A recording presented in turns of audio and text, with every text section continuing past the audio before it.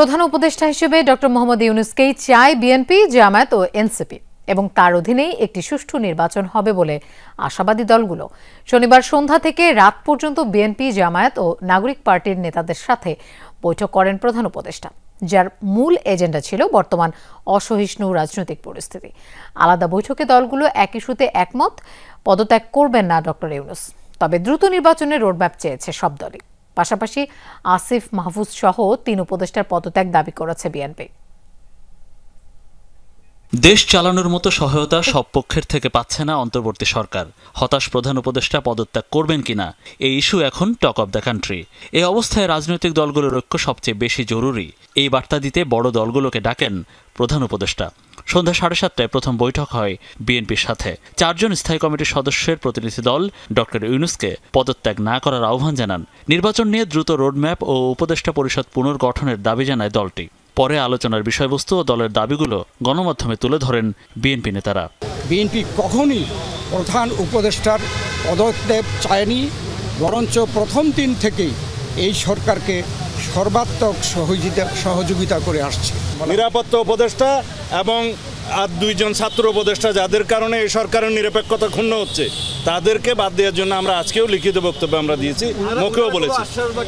সেই আশ্বাস ওনারা দেখবেন, আমরা আমাদের বক্তব্য দিয়েছি। এরপর প্রধান উপদেষ্টা বৈঠক করেন জামাত ইসলামের সাথে। তাদের প্রতিনিধি ছিলেন মাত্র 2 জন। বৈঠক শেষে সাংবাদিকদের দলীয় প্রধান জানান, কিছু কিছু কারণে প্রধান উপদেষ্টা পদত্যাগ করতে চেয়েছেন, তবে সংকট এখন কেটে গেছে। এই প্রথম সরকারের কাছে নির্বাচন নিয়ে সুনির্দিষ্ট রোডম্যাপ জানতে চেয়েছে জামাত। রাজনৈতিক নেতা তার জনপ্রতিনিধিত্বের একটা দাবি নিয়ে তিনি একটা অবস্থান নিয়েছিলেন, আবার আরেকটা গুরুত্বপূর্ণ জায়গায় আরেকটা দাবিতে আরেক দল অবস্থান নিয়েছিলেন। এই সব কিছু প্রধান উপদেষ্টার জন্য কিছুটা কষ্টের, কিছুটা বিরক্তির ছিল, যার কারণে তিনি তার দায়িত্বের ব্যাপারেই পুনর্বিবেচনা করবেন এইরকম একটা অভিব্যক্তি তিনি প্রকাশ করেছিলেন, কিন্তু কার্যত এটা অফিসিয়ালি সামনে আসেনি। আমরা বলেছি 2টা বিষয় স্পষ্ট করা দরকার। একটা, নির্বাচনটা কখন হবে, আপনি যে সময়সীমা দিয়েছেন এর ভিতরেই জনগণের কোনো ধরনের বড় ভোগান্তি না হয়ে একটা কমফোর্টেবল টাইমে এই নির্বাচনটা হওয়া উচিত আমরা মনে করি।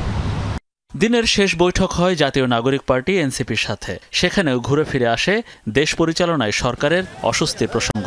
এনসিপির চাওয়া পদত্যাগ করবেন না প্রধান উপদেষ্টা, বিচার ও মৌলিক সংস্কার শেষ করে প্রতিশ্রুতি মতো নির্বাচন দেবে সরকার। শুধু ডক্টর মোহাম্মদ ইউনূস বা এই সরকার নয়, সেই সময় যারা আমরা আন্দোলন করেছিলাম, ফ্যাসিবাদ বিরোধী রাজনৈতিক দলের নেতৃবৃন্দ সকলেই কিন্তু সেই প্রতিশ্রুতি জনগণের কাছে ব্যক্ত করেছিল যে একটা নতুন বাংলাদেশ এবং সেটি সংস্কারের মধ্য দিয়ে এই নতুন বাংলাদেশ পাওয়া সম্ভব।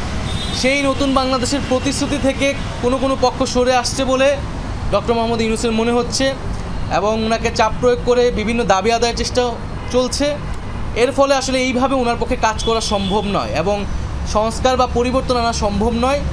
তো সেই জায়গাতে উনি হতাশা ব্যক্ত করেছেন। পরে দলগুলোর মতামত ও দলগুলোর প্রতি প্রধান উপদেষ্টার বার্তা নিয়ে কথা বলেন তার প্রেস সচিব শফিকুল আলম।